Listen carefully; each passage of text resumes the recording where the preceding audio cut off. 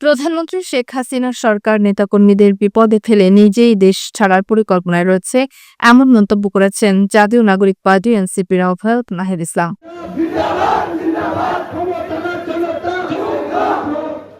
শুক্রবার দুপুরে পঞ্চগড় আটোয়ারী উপজেলার আটোয়ারী বাজারে এনসিপির নতুন অফিস উদ্বোধনকালে এসব কথা বলেন তিনি আরো বলেন, গুটি কয়েক মানুষের তৈরি করা স্বৈরাচার ও জমিদারি প্রথা ভেঙে গণঅভ্যুত্থানের মাধ্যমে ফ্যাসিবাদের বিরুদ্ধে আন্দোলন গড়ে তুলতে হবে। এই বাংলায় সংগ্রাম শুরু করতে হবে আটোয়ারী থেকেই, যেন আর কোনো চাঁদাবাজ বা স্বৈরাচার মাথা তুলে দাঁড়াতে না পারে। এই যে হাসিনা সরকার, হাসিনা সে নিজে তার দলের নেতা কর্মীদের পালায় গেছে দেশ থেকে। তার পরিবার এবং যারা লুটপাট করছে, একটা দলের মধ্যে কিছু মানুষ লুটপাট করে অনেক বেশি বড়লোক হয়ে গেছে, অনেক বেশি জুলুমবাজ হয়ে গেছে, তারাই কিন্তু আজকে দেশ থেকে চলে গেছে।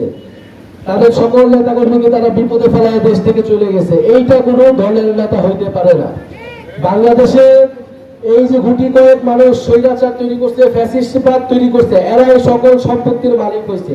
এই একটা মাত্র পরিবার, মুজিব পরিবার, এরাই সকল সম্পত্তি দেশের মালিকের, দেশের জমিদারি নিয়ে নিয়েছিল।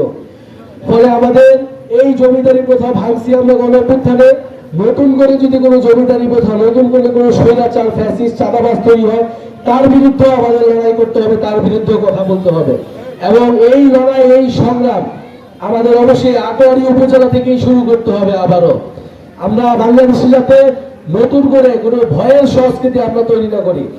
যদি কোনো অন্যায় দেখেন, যদি কোনো জুলুম দেখেন, আপনাদেরকে প্রতিবাদ করতে হবে, দাঁড়ায় কথা বলতে হবে।